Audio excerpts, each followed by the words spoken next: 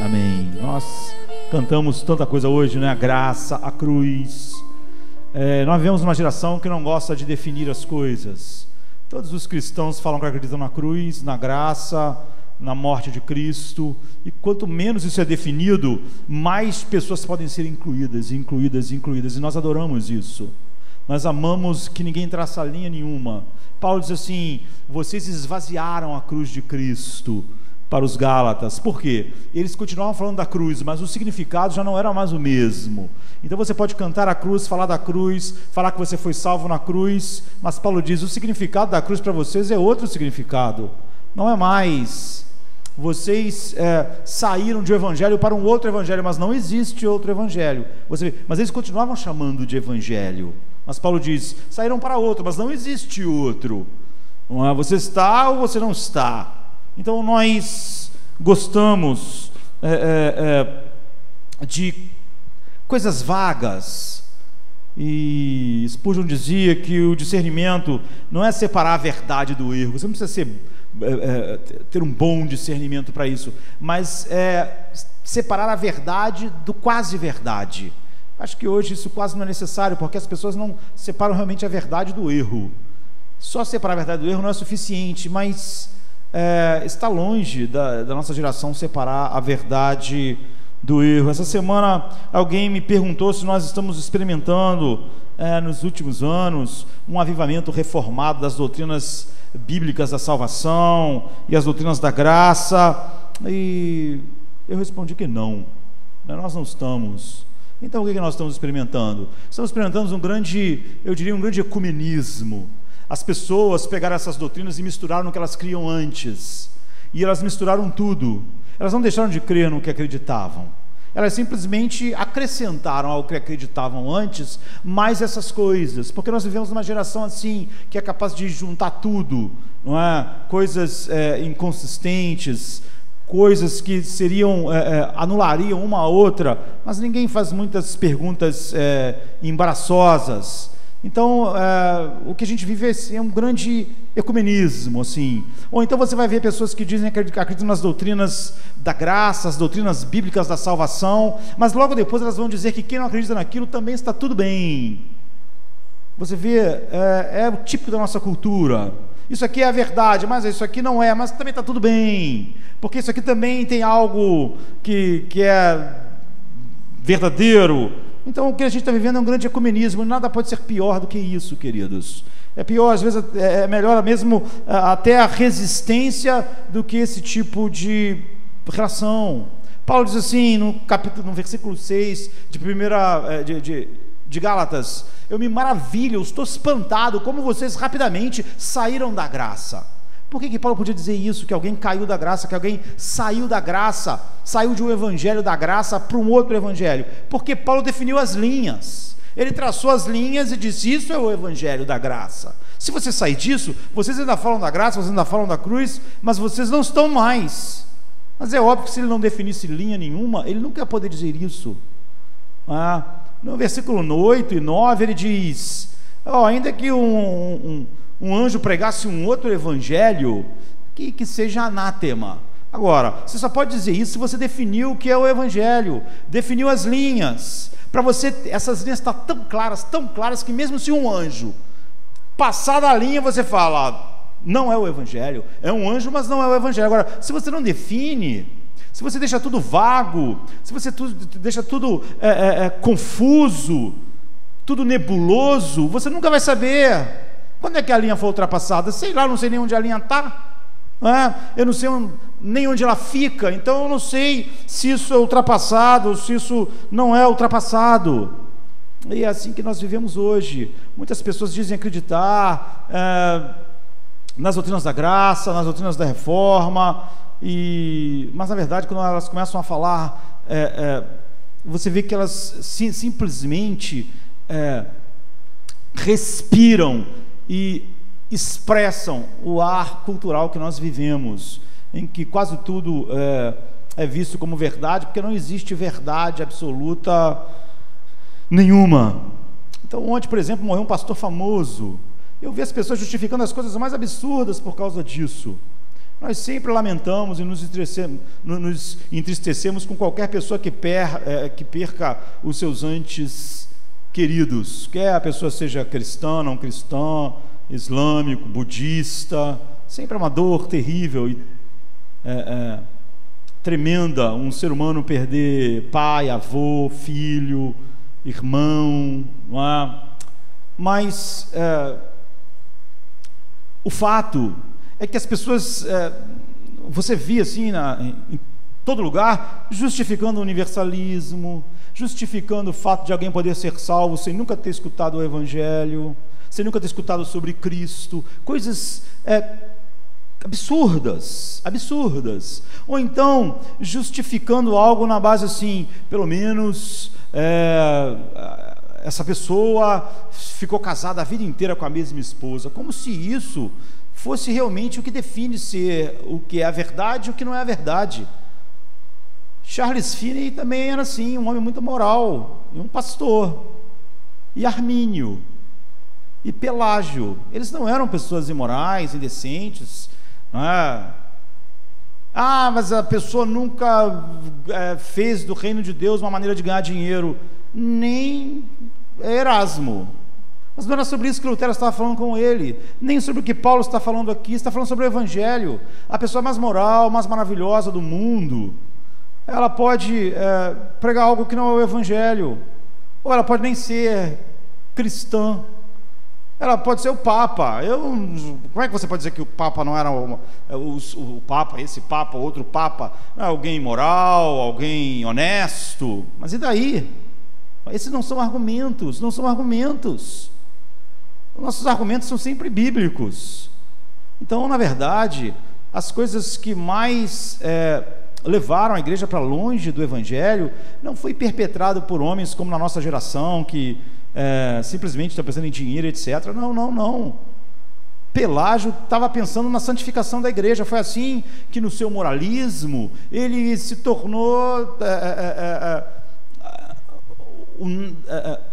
emprestou o seu nome, né, o pelagianismo, a uma coisa que é totalmente anti a verdade de Deus. E tudo que ele queria inicialmente era mais santidade. E se ele estava sendo honesto, desonesto nesse desejo, eu não posso dizer. A pessoa viveu há muitos séculos atrás. O fato é que o que ele ensinava estava em desacordo com a verdade de Deus.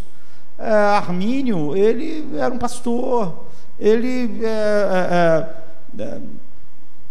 vivia uma vida íntegra, e assim é a história. Ou então as pessoas argumentam, mas um avivamento, muitas pessoas, milhões de pessoas ouviram algo. Finney, ele é colocado como uma pessoa que participou do grande avivamento dos Estados Unidos, mas toda a obra de Finney é totalmente herética. Mas milhões de pessoas foram tocadas, mexidas. Se chamou isso de o segundo grande avivamento lá, mas o fato é que tudo que ele ensinou estava errado. Então esses argumentos, eles não servem para nada, não é? Paulo não está dizendo que essas pessoas aqui eram desonestas ou qualquer coisa assim. Então o que a gente está vivendo hoje, eu estava vendo um grande famoso pastor reformado mundialmente respondendo a uma pergunta. Se você perguntar a todas as pessoas que dizem que creem na palavra de Deus, nas doutrinas da graça, se elas acreditam no que Paulo está dizendo aqui, elas vão dizer que acreditam. Que se um anjo pregasse um outro evangelho, é amaldiçoado. Mas isso é só teoricamente. Nunca toca o mundo real. Sempre que toca, a pessoa diz, não, mas eu acho que nesse caso nunca toca nenhuma realidade, nunca chega no mundo da realidade, fica só nesse mundo da teoria. Realmente isso mesmo, isso que Paulo falou em Gálatas, ainda que o anjo pregasse um outro evangelho, ainda vocês se afastaram da graça, vocês esvaziaram a cruz. Isso nunca é real para as pessoas. Elas só sabem que é real se elas pegarem alguém assim, que seja assim, o próprio Judas, assim, o cara que pegou e faz do evangelho um verdadeiro maneira de ganhar dinheiro da maneira mais sórdida. Mas aí, sinceramente, até um mundano diria, essa pessoa entra nada com Deus. Você vê, você não precisa daquilo que Spurgeon estava dizendo, não é? Então eu vi esse pastor reformado mundialmente famoso, respondendo a seguinte pergunta: um católico romano pode estar salvo? O problema da nossa geração é que nós vivemos uma geração politicamente correta, é muito difícil dar as respostas quando elas são reais. Esse pastor já pregou milhares de vezes isso, por exemplo, que Paulo falou em Gálatas, e ele não pregou errado, mas agora você vê, ele está respondendo uma pergunta direta, de maneira pública. Aí ele listou 7 coisas que mostravam as heresias fatais do Evangelho, que fizeram, por exemplo, a reforma acontecer. Aí você diz, está tudo bem, não é? As respostas estão certas, ele sabe listar, mas aí ele vai encerrar, e aí o encerramento dele, depois de mostrar tudo que estava errado, ele diz assim: agora, tendo acenado uma bandeira de preocupação com esses 7 assuntos da crença católica, a minha resposta à pergunta, no entanto, é sim, pode ser salvo. Eu acho que há regenerados, que são católicos romanos devotos, que são inconsistentes. Devotos no sentido de que eles são sérios e sinceros. Inconsistentes no sentido de que o coração deles, verdadeiro, abraça um Jesus que é melhor do que, na verdade, todas as doutrinas que eles creem. Como assim? Como você pode abraçar um Jesus que é melhor do que as doutrinas? As doutrinas que você crê é o Jesus que você crê. Paulo não escreveu para os Gálatas assim: vocês, eu sei que vocês abraçam Jesus melhor do que a doutrina de vocês. Ele diz assim: não, vocês esvaziaram a cruz, vocês saíram do Evangelho. Esse aqui é um dos pastores mais famosos. Você vê isso, é ecumenismo, queridos. Ele teria as respostas certas, contanto que você não fizesse perguntas diretas. Então ele continua dizendo assim: inconsistentes, porque o coração deles que verdadeiramente ama Jesus é melhor do que todas as suas ideias doutrinárias. Essa pessoa será salva mesmo que suas doutrinas sejam confusas ou erradas. Em outras palavras, é possível que o coração de uma pessoa e sua compreensão essencial de Cristo, ou seja, do Evangelho, a sua compreensão de Cristo estejam desassociadas das suas doutrinas, e por isso ela pode crer nas doutrinas erradas e ainda assim ser salvo. Isso é triste. É triste porque é um pastor mundialmente famoso, conhecido como reformado, mas você vê, ele deu a resposta que o mundo queria ouvir, que as pessoas queriam ouvir. As pessoas queriam ouvir que se você for católico, se você for isso, se você for aquilo, de qualquer maneira você pode estar salvo. Então, hoje a gente vive uma época que pode até ter muito debate, mas eles são todos inúteis. Como eu já disse aqui, o grande debate da reforma é o debate entre Lutero e Erasmo. Mas na nossa geração, o Lutero de hoje, não é, que defenderia as doutrinas bíblicas, no outro dia estaria com Erasmo pregando numa mesma conferência. Primeiro o sermão de Lutero, depois o de Erasmo, porque na verdade, apesar do grande embate sobre o livre-arbítrio, os dois chegaram à conclusão, e Lutero chegou à conclusão de que, apesar dele escrever a obra Escravidão da Vontade e falar que aquilo era o coração do Evangelho, ainda assim o outro, que negava tudo aquilo, ainda estava também certo e numa relação com Deus. É esse o ambiente que a gente vive. Então é inútil você falar num avivamento reformado se o que a gente tem na verdade é um grande ecumenismo, não é? Então tudo pode ser justificado baseado em pragmatismo, no politicamente correto. As milhões de pessoas, olha, a maior parte das milhões de pessoas que são atingidas pelo Evangelho não são atingidas pela verdade. E se a gente for contar os milhões, quase sempre heresias tem milhões de pessoas as apoiando. Então, quando a gente fala sobre a graça, e depois você diz que a graça não é essencial, então você está negando o Evangelho. E quando você fala sobre a graça, mas não define o que a graça é, nem suas linhas, então você nunca pode dizer como Paulo: você passou da linha, você ultrapassou. Então, na verdade, é uma grande irmandade mundial, sim. As pessoas defendem verdades, mas só para desmentir essas verdades quando é conveniente, ou quando você é questionado publicamente, diretamente, como esse famoso pastor reformado fez hoje, quando a pergunta era se você pode ficar no catolicismo romano, crer em todas aquelas coisas e ainda assim ser salvo. E depois dele explicar que tudo estava errado, corretamente, não é? E contra tudo isso, ele disse que apesar disso tudo, a pessoa pode ter uma sinceridade em relação a Cristo, que é muito maior do que as doutrinas que ele crê. Só que isso não é o que a Bíblia diz. Só que um homem assim, quando diz isso, um monte de pessoas que na verdade não acreditam no Evangelho, mas eram pessoas que seguiam alguns gurus e passam só a seguir outros, e acham que isso é conhecer o Evangelho. As pessoas seguiam lá o Finney da vida, e agora elas seguem o Spurgeon, mas eles continuam seguindo um homem. Então, se esse homem falar coisas absurdas, ela não pode, ou então ele é conveniente, não é? Então a graça de Deus, por que falar tanto da graça? Porque ela não é periférica. Por que Paulo fala tanto da graça? Porque ela não é periférica. Se no final Paulo pudesse dizer à igreja dos Gálatas, mas está tudo bem, então a carta era desnecessária. Se Lutero pudesse dizer no final ao catolicismo, está tudo bem, então a reforma era desnecessário. É um problema desnecessário, é uma crise desnecessária. Se alguém diz, igual eu estava vendo dizer, que alguém que nunca ouviu falar sobre o Evangelho ainda assim pode ser salvo, então pregar o Evangelho é desnecessário.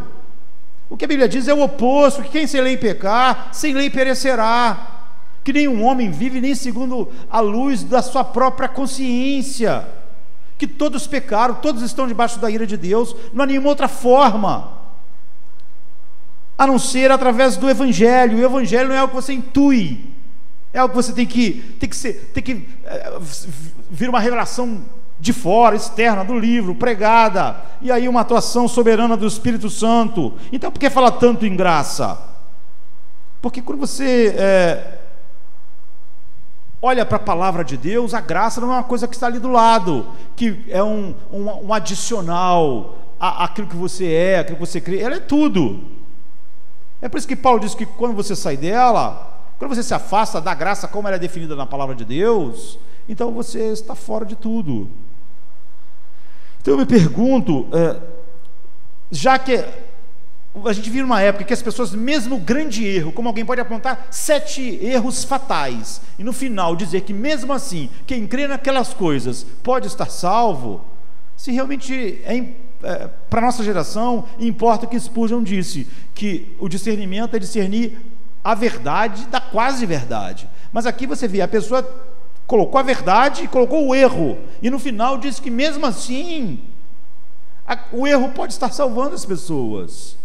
Então, apesar disso, mesmo pessoas que são mais sofisticadas podem falar da graça de uma maneira mais sutil e terem perdido totalmente a graça, porque como ele não traça linhas, ele não percebe quão estreito é qualquer definição de graça para nós, através da palavra de Deus.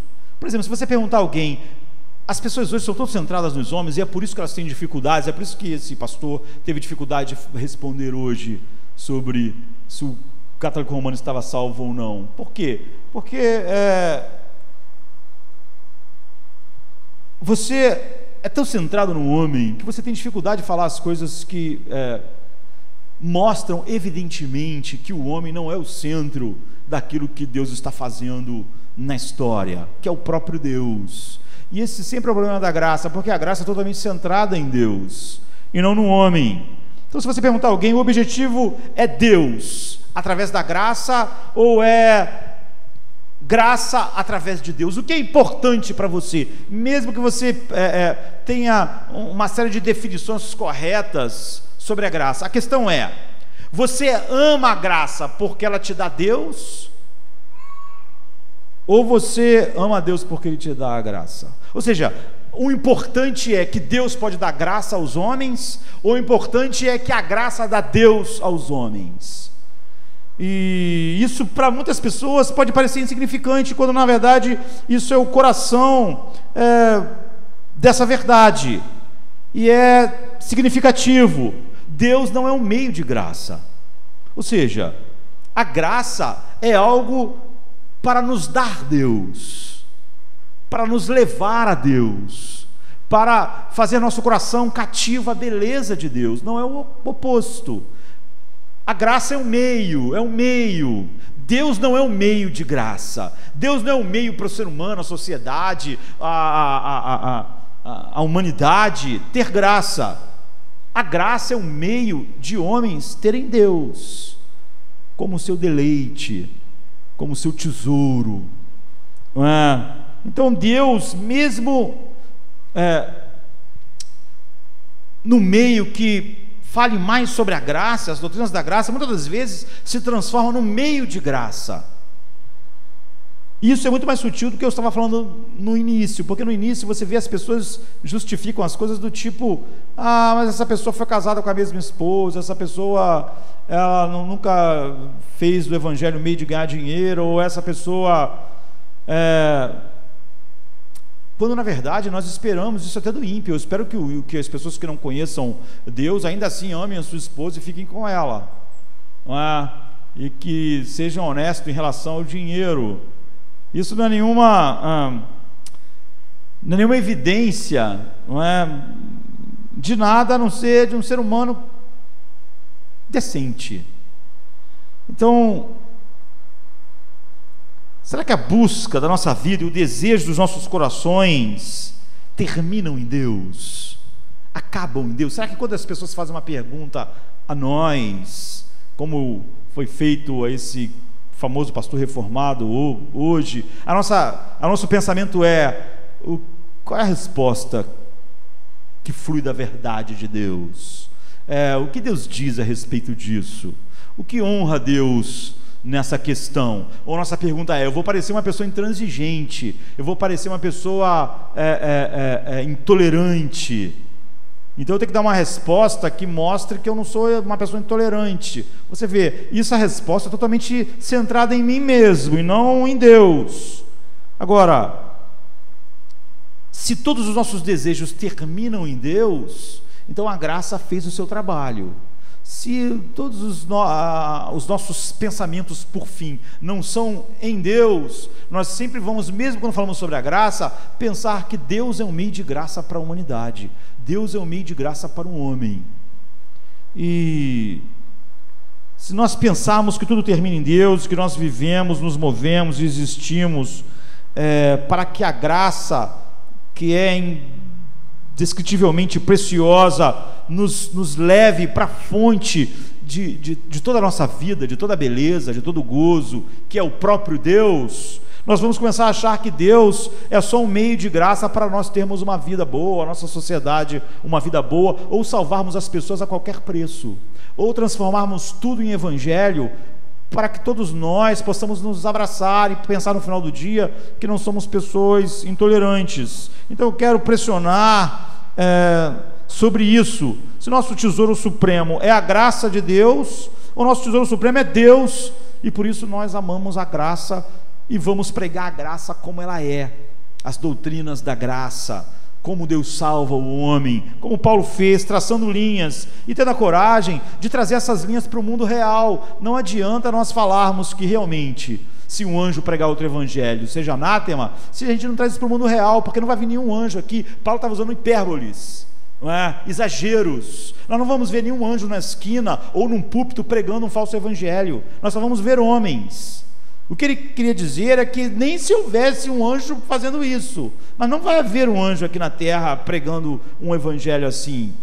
Então nós temos que trazer isso para o mundo real, traçarmos as linhas e olharmos a realidade. A nossa paixão é pleitear a centralidade de Deus na graça salvadora. A graça é só um meio de nos levar a Deus, é o meio que Deus usa para nos levar a Ele mesmo. E ela não pode ser definida então de outras formas. A centralidade de Deus, da graça, não é? Está espalhada pela Bíblia inteira. E não adianta nós apontarmos nelas, cremos nela, se quando nós tivermos que trazer ela para o mundo real, nós simplesmente abrirmos mão da verdade, como aquela pessoa, depois de apontar 7 erros heréticos no catolicismo romano, falar que depois disso tudo, ainda assim, alguém podia estar salvo, abraçando todas aquelas coisas. Então a centralidade em Deus é vista na graça, na origem dela. Não é? Há uma incapacidade profunda que vem de você ser todo glorioso, Deus infinito. É estranho alguém dizer que há uma incapacidade ligada ao fato de você ser todo glorioso e Deus infinito, mas há muitas incapacidades em Deus, por Ele ser quem Ele é. Por exemplo, há coisas que Deus não pode ser em si mesmo, como Deus. Por exemplo, Ele não pode ser defeituoso, Ele não pode precisar de nada fora dEle, Ele nunca está necessitado. Enquanto nós temos 1000 necessidades, é impossível Deus ser necessitado, é impossível Ele precisar de algo fora dEle. Não é? Se você quiser chamar isso de deficiência, é uma deficiência. Ele não pode precisar de algo como você precisa, e isso tem implicações. Porque Deus é assim, Ele nunca pode responder aos seres humanos ou aos seres criados por necessidade, porque Ele precise. Porque Ele precisa ser amado, porque Ele precisa ser louvado, porque Ele precisa de um senso de identidade que vem de fora daquilo que os homens podem dar. Ele não pode se relacionar com ninguém, não pode responder a nós por necessidade ou por causa do nosso valor. Não é? Deus não precisando de nada fora dele, nada pode ser um valor que Ele necessite. Então Deus não pode responder a nós por causa do nosso valor, que o complete, porque muitas coisas têm um valor que nos completa, ou que nos alimenta, ou que nos sustenta. Deus não pode responder a nós por causa do nosso trabalho, Deus não pode responder a nós por causa da nossa distinção. Deus só pode se relacionar conosco pela plenitude da sua autossuficiência, ou seja, Ele só pode se relacionar conosco porque Ele quer, para fluir, para transbordar, nunca porque Ele precisa de algo, nunca porque pode fluir algo de nós para Ele, e portanto Deus só pode se relacionar conosco como? Livremente, porque nós nos relacionamos com as coisas não livremente, porque nós temos necessidades. Tua relação com o ar não é livre, sem o ar você morre, você precisa. Agora, quando você se relaciona com algo que não há nenhuma necessidade, você só pode fazer isso livremente. Deus só pode se relacionar assim com tudo no universo. E essa plenitude é a origem da graça salvadora. Esse é o ponto de Romanos 11, 33 a 36. Deus não tem necessidades, Deus não precisa de nada. Então Paulo diz assim: ó, a profundidade das riquezas, da sabedoria e do conhecimento de Deus, quão insondáveis são os seus juízos, inescrutáveis os seus caminhos. Pois quem conheceu a mente do Senhor, de modo que Ele se tornasse, seu conselheiro? Ou quem primeiro deu alguma coisa a Deus, um presente, para que Ele pudesse retribuir? Ou para que essa pessoa fosse reembolsada, não é? Porque dele, por meio dele, para Ele são todas as coisas, a Ele seja a glória para sempre, amém. Então ninguém pode nunca negociar nada com Deus, Deus nunca deve nada a ninguém, porque ninguém deu nada a Ele, e porque tudo que existe já é dele. Então não há nenhuma moeda na relação de nenhum ser criado com Deus, porque não há nenhum ativo fora de Deus que não tenha vindo de Deus. Não há nada que você seja, não há um movimento, um pensamento que você não precise que venha de Deus para você. Você existe, se move e respira nele. Não há nenhum ativo, nenhum valor, nenhuma moeda fora de Deus que não tenha vindo dele, tenha vindo do transbordar dele, e que é óbvio Ele não necessita, e que já não pertence a Ele. Ou seja, tudo já pertence a Deus, e Deus não precisa de nada que existe. É isso que é ser Deus, autossuficiente. Então essa é a realidade da autossuficiência absoluta de Deus, e essa é a origem da graça. Assim, a primeira verdade aqui, o primeiro ponto, é que a centralidade de Deus na graça salvadora é vista na sua origem, ou seja, na autossuficiência de Deus. Deus não deve, Deus não precisa, Deus não tem. Tudo que Ele fizer será por livre graça. Ele não pode ser recompensado pelo que Ele faz, Ele não pode receber nada que Ele não tenha dado.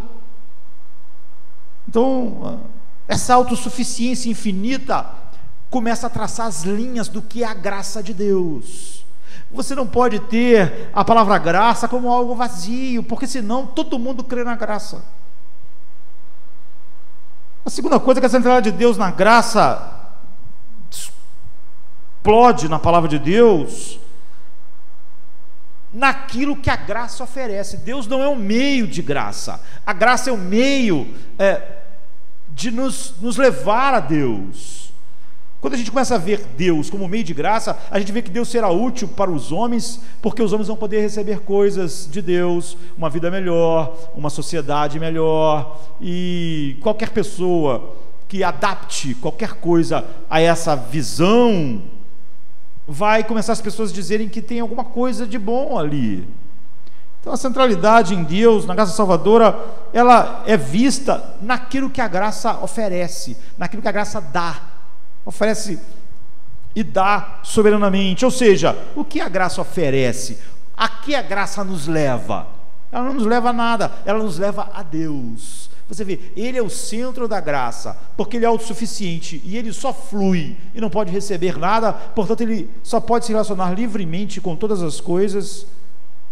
Ele nunca está sob obrigação, nunca Ele pode se relacionar com algo pelo valor que aquilo tem de suprir algo nele. E agora, você vê que é totalmente centrado em Deus, aquilo que pode ser chamado de graça, porque a graça dá a Deus. Então, na fonte radiante, transbordante da autossuficiência de Deus, como nós vimos, há um impulso para ser conhecido e amado, e apreciado. Esse impulso é a graça de Deus. Ou seja, a graça de Deus nos leva a amar Deus, desejar Deus, ter Deus como tesouro final. Ou seja, o que a graça nos leva é aquilo que enche o coração de Deus, que é o deleite que Ele tinha, por exemplo, eternamente em seu Filho, que é a exata expressão do que Ele é no Espírito Santo. Então, esse é o impulso da graça, o presente que esse impulso traz, ele impulsiona Deus a compartilhar com a sua criação Ele mesmo. É só isso que a graça faz, porque essa é a maravilha da graça, ela dá a Deus. Qualquer coisa que não é central assim, em simplesmente como objetivo final, dar Deus como o tesouro final do coração, não tem nada a ver com a graça de fato. Graça é o impulso da fonte que transborda, mas a água que transborda da fonte é Deus. Então, o que poderia ser mais centrado em Deus do que Deus pensar que a coisa que Ele podia dar, que mais enche o coração de um homem, da plena satisfação, é Ele mesmo? Que a única coisa que pode completar, satisfazer e ser o que pode ser chamado vida eterna é conhecer Ele, conhecer quem Ele é. Então, quando a graça dá o melhor presente, ela dá Deus, não dá outra coisa. Para você ver como a graça é centrada em Deus. É como se a graça estivesse dizendo: a única coisa que eu posso dar, que eu dou, e que é significativo, é Deus. Ou seja, a graça de Deus dá a Deus, ela é totalmente centrada em Deus. Para você ver como é fácil você cair da graça, você sair da graça e pregar uma outra coisa que não é a graça de Deus. Porque você vê que é muito fácil nós sermos centrados no próprio ser humano, sempre essas respostas politicamente corretas, ou esse evangelho que é tão largo, que qualquer coisa quase se encaixa lá. não é centrada em Deus. E é exatamente por ser centrado em Deus que Paulo podia traçar as linhas. Então, o Salmo 42, 1 e 2 diz: como o cervo anseia pelas correntes das águas, assim a minha alma anseia por ti. Tá vendo? O que a graça faz é isso, o anseio por Deus. Ela realmente, as doutrinas da graça não falam coisas agradáveis sobre o homem, pelo contrário, não é? Elas mostram como o homem, como objeto que merece a ira de Deus, pode livremente, como Deus quiser, ser levado à maior coisa que existe e ao maior gozo, que é o próprio Deus. A minha alma tem sede de Deus, do Deus vivo. Quando entrarei e verei a face de Deus. É isso que a graça faz, é isso que a graça dá. Ela é totalmente centrada em Deus. Ou o Salmo 63, 1 e 2: ó Deus, tu és o meu Deus, ansiosamente te busco, a minha alma tem sede de ti, a minha carne te deseja muito em uma terra seca e cansada, onde não há água. Assim no santuário te contemplo, para ver o teu poder e a tua glória. Ou 73, 24, 25: tu me guias com o teu conselho, e depois me receberás em glória. A quem tenho eu no céu senão a ti, e na terra não há quem eu deseje além de ti. Ou 43, 4, o Salmo: então irei ao altar de Deus, o Deus que é minha grande alegria, e ao som da harpa te louvarei, ó Deus, Deus meu. Ou seja, o que está transbordando da fonte da graça salvadora, queridos?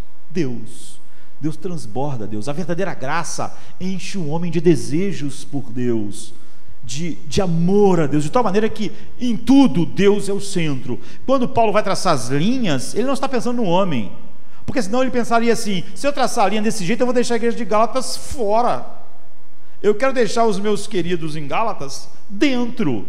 Mas ele traçou as linhas, ele tem as suas linhas centradas em Deus. Se Gálatas vai estar fora ou dentro, isso não é responsabilidade do apóstolo Paulo.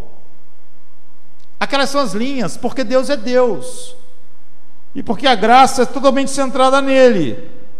Então o que está transbordando da graça salvadora é o próprio Deus. A centralidade de Deus na graça salvadora é vista no fato de que ele é o melhor presente que a graça dá. Na verdade, ele é o único presente que a graça dá. Essa é a vida eterna. A graça nos dá Deus. Você vê, você não quer Deus para ter graça, porque é o oposto. Nós precisamos de graça para sermos levados a Deus. Nós não temos que ser levados a Deus para ter graça, porque não é a graça que nós queremos Deus. E nós precisamos desesperadamente da graça, porque só através da graça soberana nós somos levados a Deus. Então Deus não é um meio de graça, a graça é um meio de nos levar a Deus. A centralidade de Deus, a graça salvadora, então é vista em que Deus é o grande presente. Então isso move o coração de Moisés por gratidão, por Deus ter tirado ele de entre os juncos, e no prazer que ele olha para frente. Quando Moisés olha para todas as coisas, ele pensa no que a graça dá a ele, olhando para o futuro distante. É isso que faz ele achar que ser príncipe no Egito não era algo importante, nem bom. Pela fé, Moisés, já sendo um homem, recusou ser chamado filho da filha de Faraó, escolhendo ser maltratado com o povo de Deus, do que ter por algum tempo o gozo do pecado, tendo por maiores riquezas o opróbrio de Cristo do que o tesouro do Egito, porque tinha visto a recompensa. Pela fé deixou o Egito, não temendo a ira do rei, porque ficou firme como aquele que vê o invisível. Ele estava olhando para frente, ele estava vendo a recompensa, que era Deus, é Deus. Em terceiro lugar, a gente vê isso na resposta básica das demandas ao dom de Deus de si mesmo. Ou seja, a única resposta que alguém pode dar a esta graça que nos leva somente a Deus é um coração cheio de alegria, de tal maneira que se você não tiver alegria em Deus, você não tem a graça de Deus. É por isso que em outro movimento politicamente correto, em que as pessoas inventaram um cristianismo em que o cristão que tem Deus pode ainda assim estar totalmente desesperado, é uma negação do que a Bíblia diz, do que a graça faz. Você vê, a resposta básica à graça é uma alegria em Deus, é um deleite em Deus, ou ela não é verdadeira. para você ver como a graça é centrada em Deus. Então, uma resposta confiante e alegre é a evidência da graça operando em nós. Em 2 Coríntios 1:24, Paulo diz assim: não que tenhamos domínio sobre a sua fé, mas cooperamos com você para que tenham alegria, pois é pela fé que vocês permanecem firmes. Ou seja, é como se a fé e a alegria fossem praticamente intercambiáveis.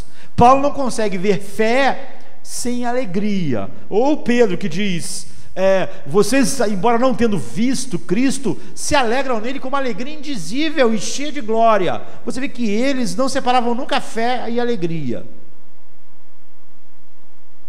Por isso que o reino de Deus é paz, justiça e alegria no Espírito Santo. Essas coisas estão lá. Paz, como é que um cristão pode não ter paz? Ou o desespero vencer a paz, se o reino de Deus é paz, e o reino de Deus é alegria?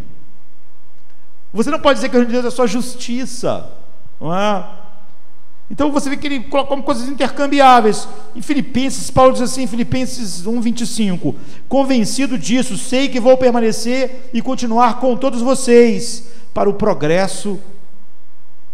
o seu progresso e alegria na fé. Você vê, Paulo sempre liga a fé a essa alegria, como Pedro fez. E então, por causa disso, é que ele coloca isso como um mandamento para os redimidos: alegrai-vos no Senhor, como está no capítulo 4, versículo 6. Como a graça é totalmente centrada em Deus, a única resposta verdadeira é uma alegria em Deus, porque ela não estava nos levando a nenhum outro lugar, a não ser em Deus. E ela nos dá um único dom, Deus, e há uma única resposta a esse dom que ela nos dá: a alegria em Deus. Sim, o salmista ordena no Salmo 37:4: deleita-te também no Senhor. Em outras palavras, o mandamento fundamental no coração daqueles que foram alcançados pela graça soberana é: esteja satisfeito em Deus. Porque a graça é sobre isso, a graça é sobre Deus, ela é centrada em Deus, ela é sobre gozo em Deus, ela é sobre uma vida eterna que é conhecer Deus, ela é sobre, você vê que ela traça as linhas. Você pode dizer, alguém pode estar totalmente fora disso e ainda assim ter a graça. Não é a graça que o Evangelho diz, não é a graça que flui das páginas do Evangelho. Isso é só porque as pessoas querem ter linhas totalmente abertas. A razão disso é que nenhum outro mandamento podia ser mais centrado em Deus e ao mesmo tempo mais satisfatório do que esse: se alegrar em Deus, se deleitar em Deus, por tudo que Deus é para nós em Cristo. E é a única coisa que pode honrar Deus.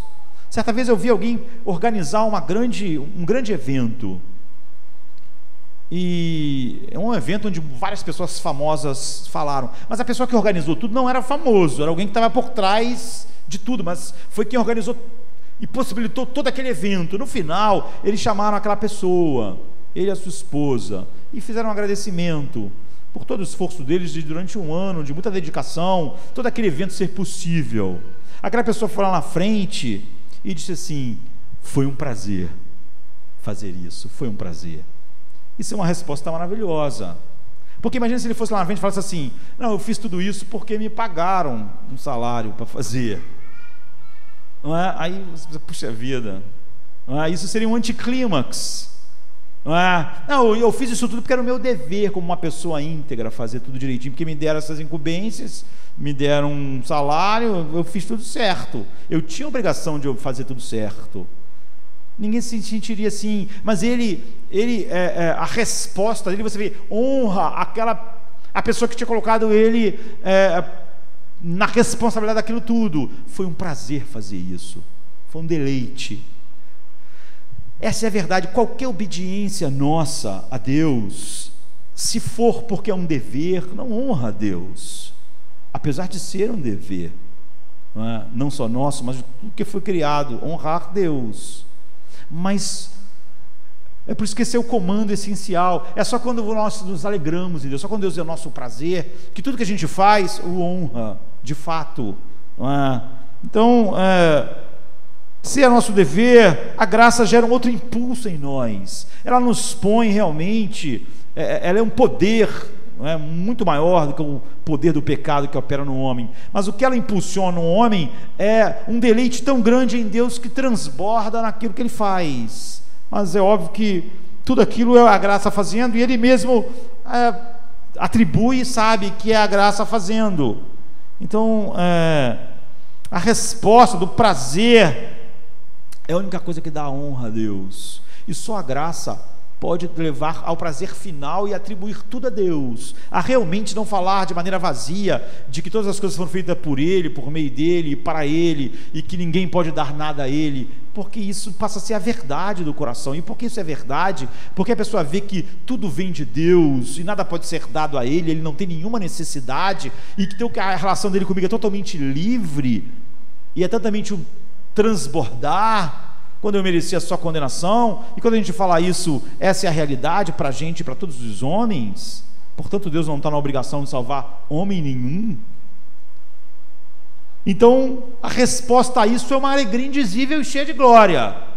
E só a graça pode fazer isso. Agora, é inútil nós pregarmos a graça para no final falarmos, se a pessoa não acredita na graça ou nas doutrinas da graça, ainda assim está tudo bem, porque então o que você está falando é vazio de significado real.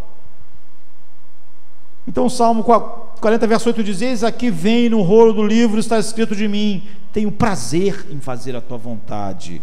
Ó meu Deus, a tua lei está no meu coração. Essa é a promessa da nova aliança.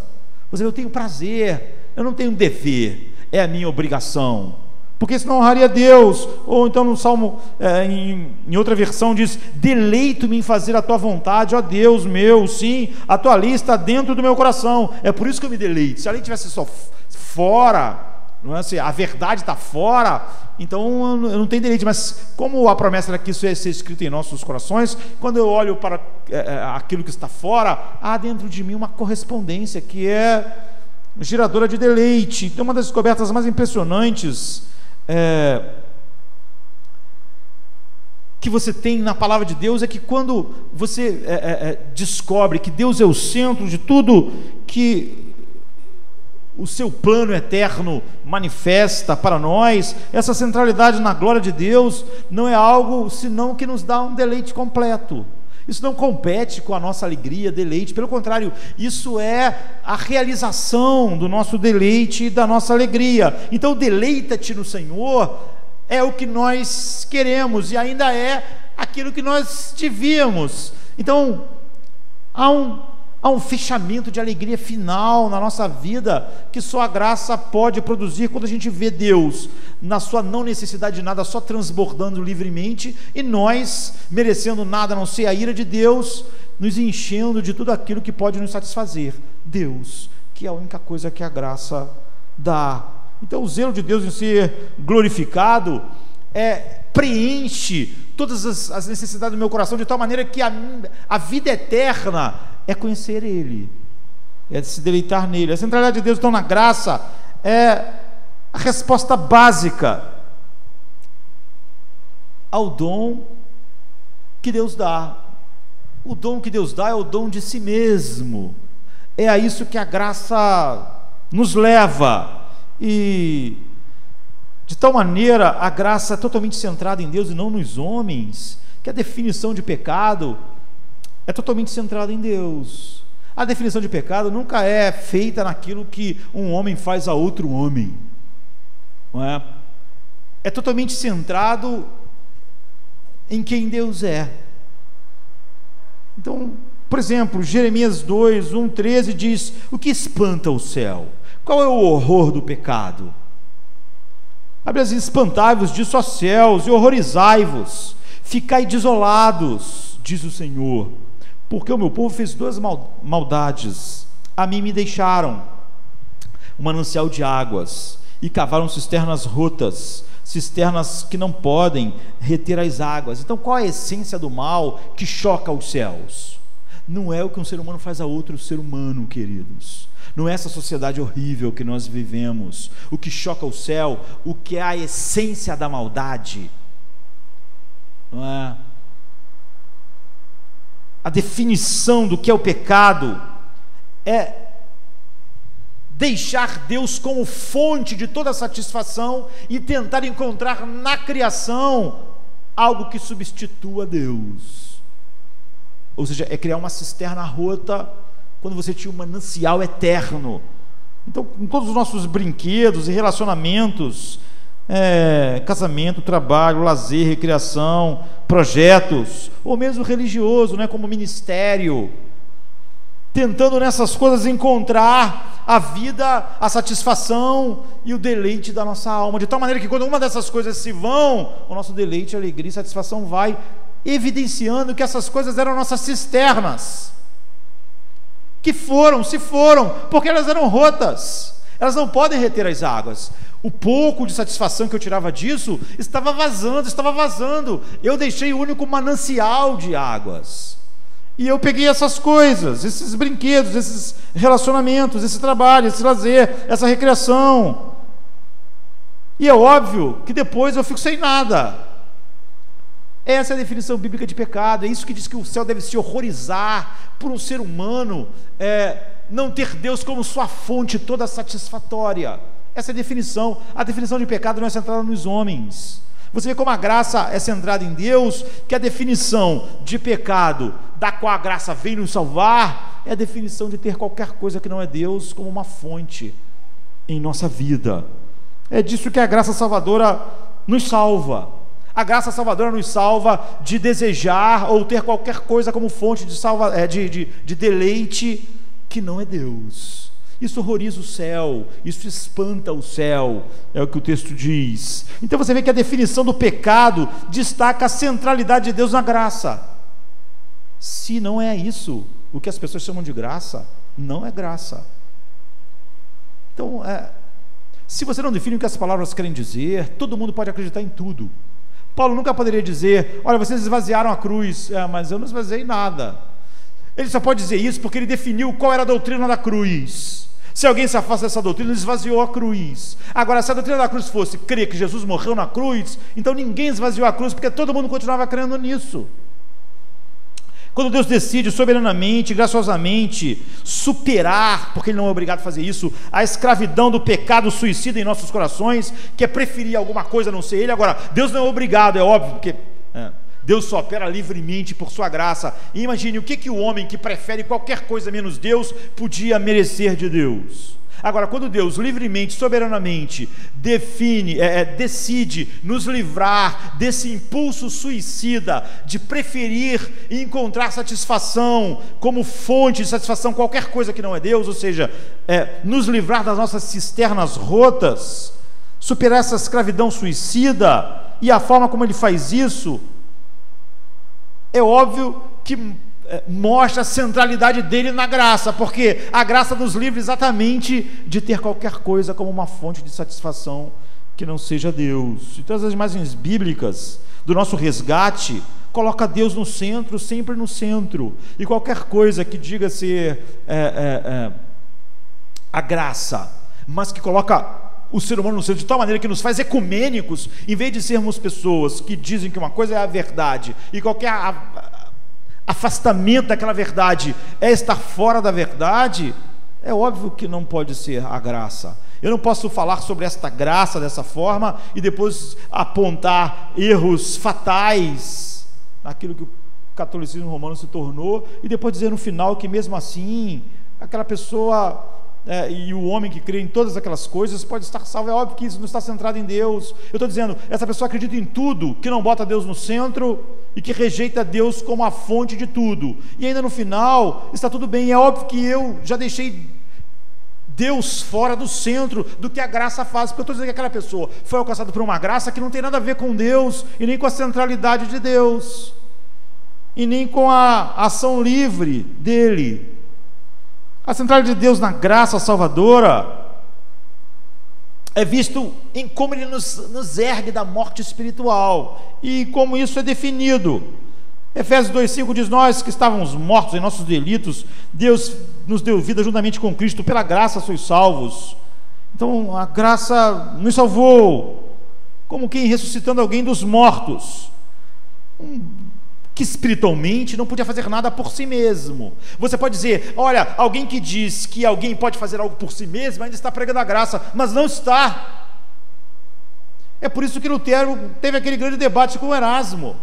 Não era uma brincadeira, para no final dizer a Erasmo, apesar de tudo isso você está certo e eu também.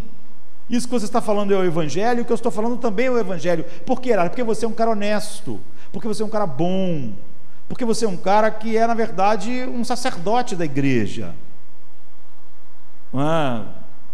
Então, a graça está baseada no fato de que nós estávamos mortos. E se alguma coisa vai acontecer, outra pessoa deve querer fazer, e nós não podemos fazer nada, e nem querer fazer nada, como os mortos não podem.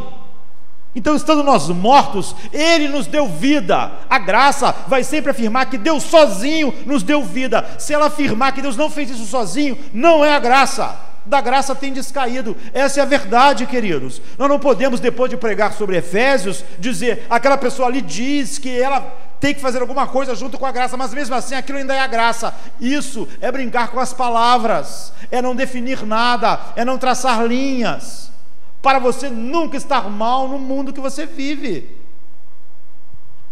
Se você tiver um sussurro de desejo genuíno em Deus, por Deus, Deus como centro, Deus como a fonte de todo o seu deleite, que vai te libertando de todas as cisternas rotas, então foi Deus que fez isso sozinho. É isso que a graça é. Nada em nós mereceu, cooperou com isso. Deus não olhou para o futuro e viu a minha escolha. Deus criou a minha escolha. Quando alguém diz que Deus olhou a minha escolha e por isso Ele me quis, ele negou a graça. Deus criou a escolha no meu coração, que estava morto. Agora, não adianta você falar isso com tanta força, se alguém falar assim, mas nesse caso objetivo aqui, qual é a... Quando as pessoas colocarem isso no mundo real, aí você olha para um rosto real, para um nome real, para um CPF real, aí você diz, mas nesse caso... Aí não adianta, queridos, porque o Evangelho não é uma verdade para o mundo de faz de conta, ele é para a verdade no mundo real, de pessoas reais que estão indo para o inferno. Nós não pregamos o Evangelho como se fosse o Senhor dos Anéis, uma história que está acontecendo num mundo que não é real.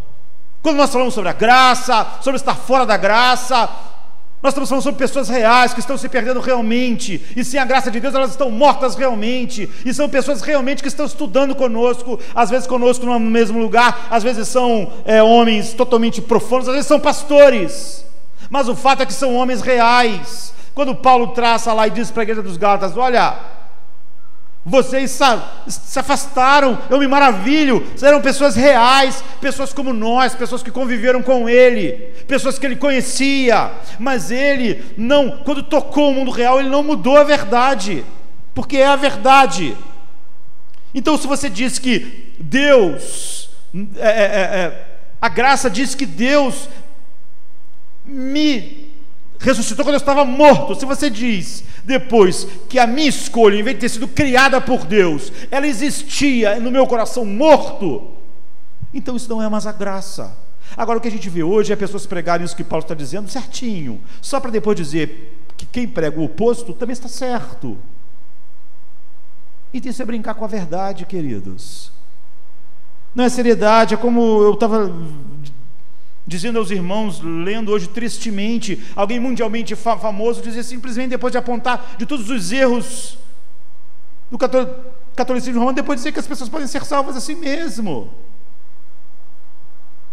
Em sexto lugar, a centralidade de Deus na graça salvadora é visto em como Deus chama, por que Ele chama, como Ele chama. 2 Timóteo 9 diz que nos salvou e nos chamou com uma santa vocação, não segundo as nossas obras, mas segundo o seu próprio propósito e graça que nos foi dado em Cristo antes da fundação do mundo. Agora, se alguém falar o oposto disso, não é a graça de Deus, não é. Se alguma coisa não fluiu só não segundo nada que a gente fez, se foi segundo uma coisa que a gente fez, não é mais a graça. Nós precisamos que deixar a Bíblia traçar as linhas, e se a pessoa que nós mais amamos ultrapassar as linhas, nós temos que ter a coragem de dizer: você está fora da verdade. E não dizer: essa pessoa eu gosto muito dela, essa pessoa estudou comigo, ou então essa pessoa é meu irmão, é filho do meu pai, da minha mãe, então eu tenho que dar um jeito. Eu não tenho que dar jeito nenhum. Então Ele nos salvou e nos chamou com uma santa vocação, não segundo as nossas obras, mas segundo o seu propósito e graça. Foi só por isso que nos foi dado em Cristo. Como? Antes da fundação do mundo. 2 Timóteo 1,9, você pode ver também em João 11,43, Efésios 5,14, Romanos 8,30, 1 Coríntios 1, 21 e 23. A centralidade de Deus na graça salvadora é vista no ato soberano da nova criação, e no que essa criação, do que ela nos livra e o que ela nos dá. Então, a Bíblia diz, Paulo diz, que da mesma maneira que Deus disse para o mundo, em escuridão, no caos, haja luz, Ele teve que dizer isso para nós. Só havia escuridão, não havia nada. E isso é o que a graça faz. E é nesse estado que ela nos encontra, tanto quanto o mundo, que era em que aquele mundo, no caos, ajudou a Deus, ou fez alguma coisa para que Deus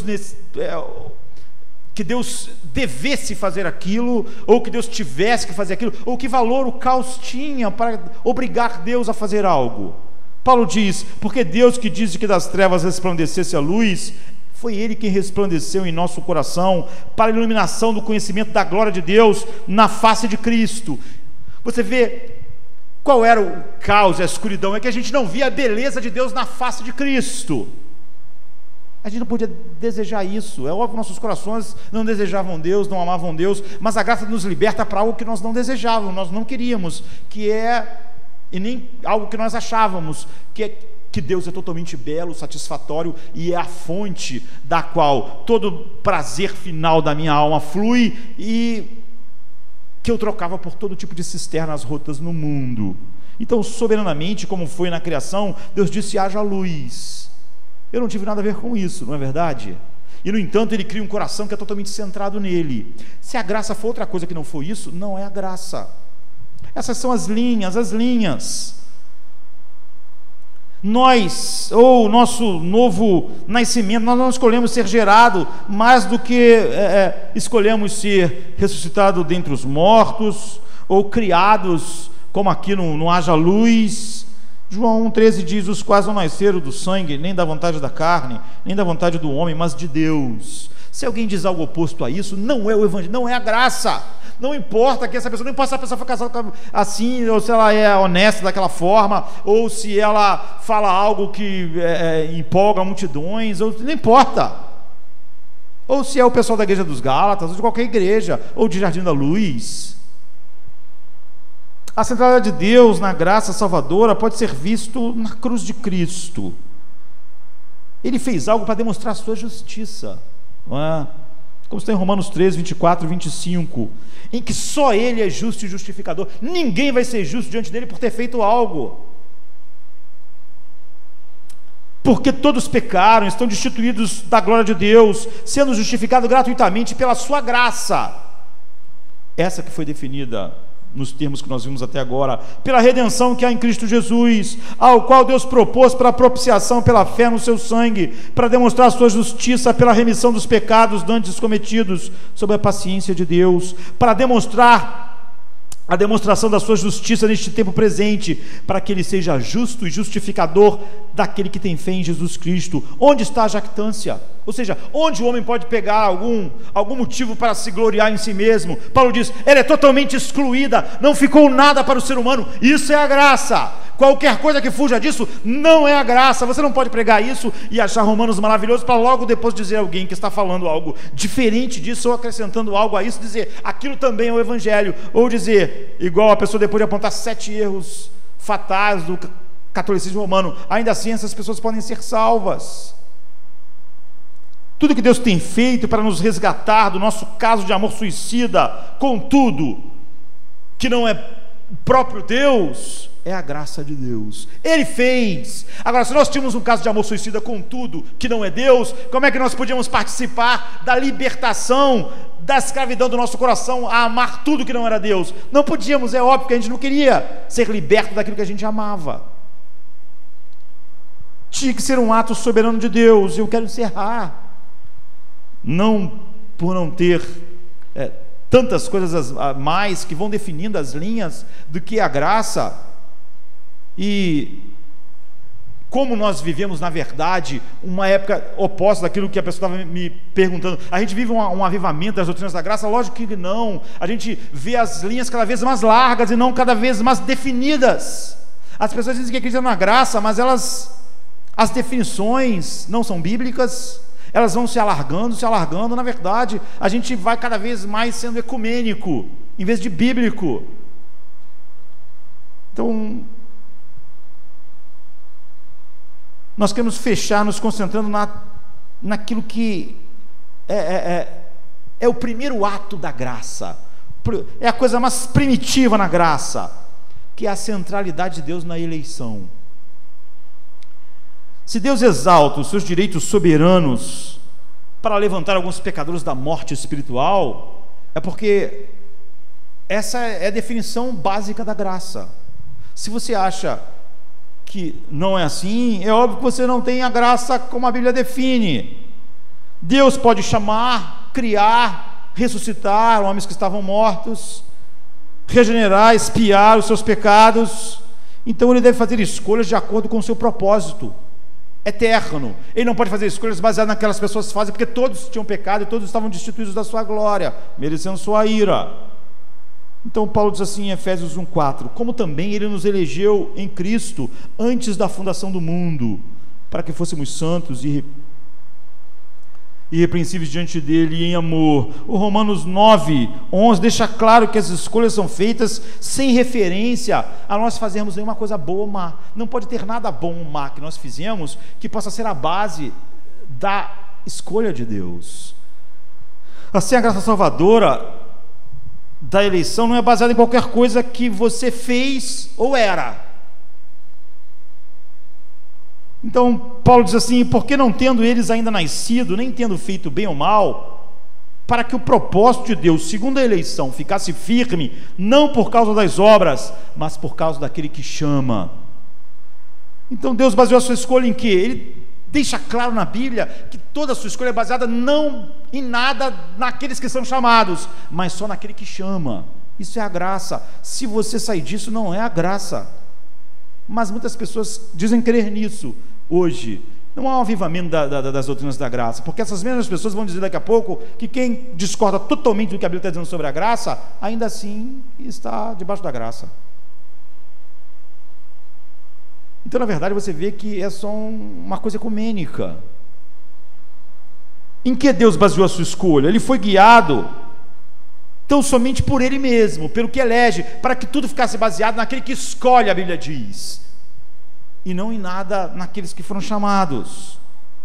Então a Bíblia diz no capítulo 9, versículo 11, que a razão pela qual Deus colocou o seu favor em Jacó e não em Esaú, antes de terem nascido, ou feito bem ou mal, na história, ou que Deus podia ver desde a fundação do mundo, era a seguinte: para que o propósito de Deus, segundo a eleição, ficasse firme. Não vai ficar firme se depender de alguma coisa em quem Ele escolheu. Então, para que ficasse firme, não por causa das obras, mas só por causa daquele que chama, quem? Deus.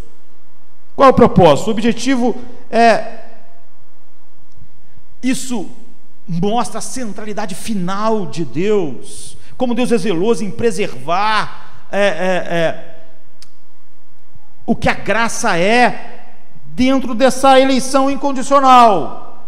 E a resposta é dada 11 versos depois em Romanos 9, 22 e 23. O que direi se Deus, querendo mostrar a sua ira e dar a conhecer o seu poder, suportou com muita paciência os vasos da ira preparados para a perdição, para que também desse a conhecer as riquezas da sua glória nos vasos de misericórdia, que para a glória já dantes preparou. Em outras palavras, o propósito incondicional atrás da eleição é que Deus desse a conhecer as riquezas incomparáveis da sua glória e gozo nos vasos de misericórdia. A riqueza da glória mostra como Deus é pródigo e bom em jorrar como uma fonte, mesmo não precisando de nada e não havendo nada de valor fora dele, da qual ele necessite de alguma forma.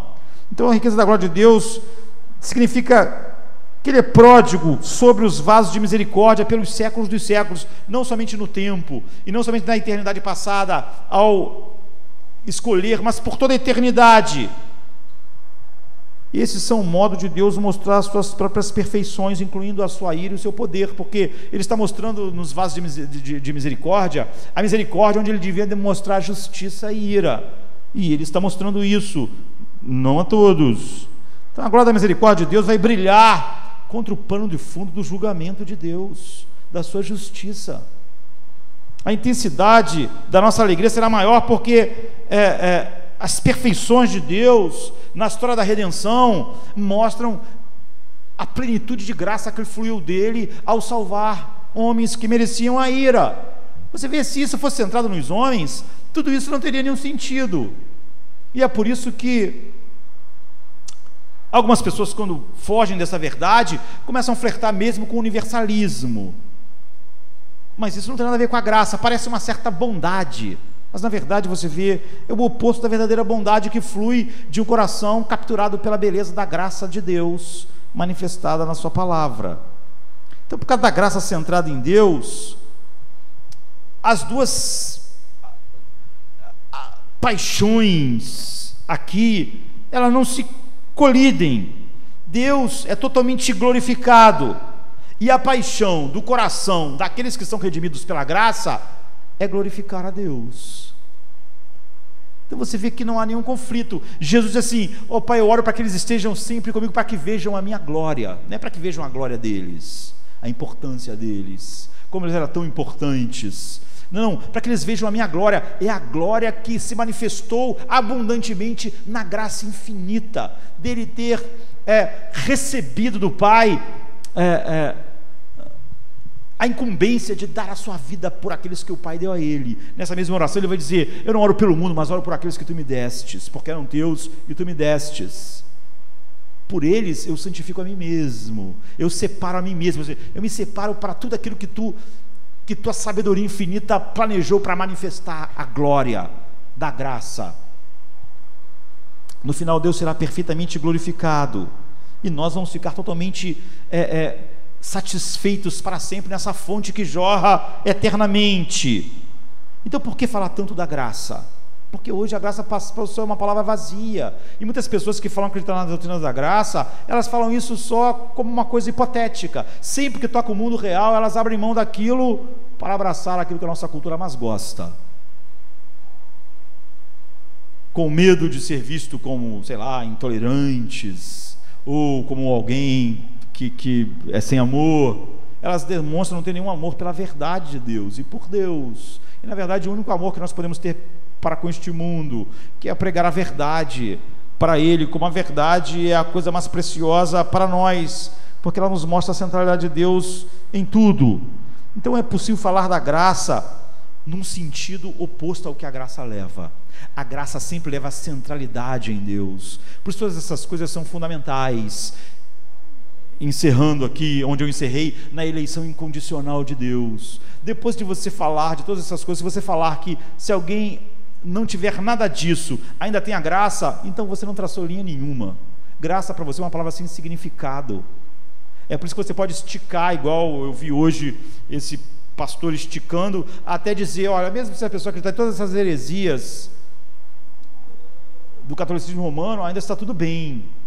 Então, sinceramente, Lutero perdeu o seu tempo, e todos nós perdemos nosso tempo pregando a verdade, porque essas pessoas podem ser salvas sem a verdade. Então não há nada para nós fazermos no mundo, não é? E Deus não é o Deus da verdade. Então examinar a natureza de Deus como evidenciado em sua graça é a única maneira que nós temos de conhecer Deus, os propósitos de Deus e o propósito eterno de Deus em nós. O objetivo de Deus através da graça é Deus mesmo, e o objetivo nunca é A graça através de Deus, mas Deus através da graça. Uma graça que não leve totalmente a Deus, que não dê a glória totalmente a Deus, que não dê a glória totalmente a Cristo, não é a graça. Você não pode ter um sola gratia dessa forma. Então eu me pergunto se isso tem uma diferença significativa hoje, quase que nenhuma, naqueles que se dizem crerem nas doutrinas da reforma. Não tem quase, porque logo depois eles vão negar tudo que disseram para serem inclusivos. E eu acho isso extremamente significativo, não é? Deus foi feito um meio de graça, mesmo por aqueles que têm mais falado da graça, e não a graça tem sido um meio de levar os homens a Deus. E a busca das nossas vidas, o desejo dos nossos corações e o trabalho das nossas mentes, se foram criados pela graça, elas terminam em Deus. Cada pergunta que o mundo nos fizer, cada coisa que a gente pregar, vai sempre terminar em Deus, começar em Deus e ter Deus como alvo. Ou não é o que a graça faz?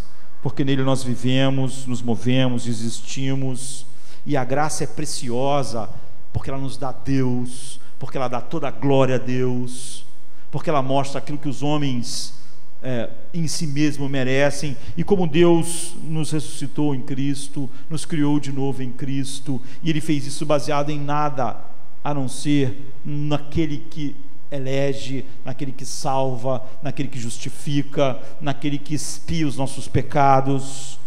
Então a experiência tem nos mostrado que nós não estamos vivendo um avivamento das verdades da salvação, porque as pessoas que pregam, mesmo as pessoas que pregam essas coisas, no final dizem que elas não são as verdades essenciais. Agora, se a graça de Deus e a centralidade de Deus e tudo que a graça não é essencial, não tem nada essencial no Evangelho, queridos. As pessoas só dizem no final que ela não é essencial porque elas não querem traçar uma linha que deixe quem elas não querem deixar fora. Então, nós precisamos realmente definir, traçar as linhas. Nós não definimos quem está dentro e quem está fora. Se nós acreditamos que Deus é soberano, Ele vai definir isso. E se alguém está fora, nós não vamos alargar as linhas para incluir, porque isso é só mostrar que nós mesmos não estamos na graça, porque a graça nos faz homens centrados em Deus, não no mundo, não nos homens, nem em nós mesmos. Vamos ficar de pé, vamos orar. Come to me, you weary one, and I will give you rest.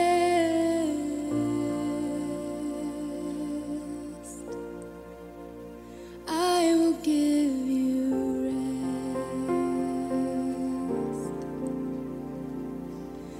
Come to me, you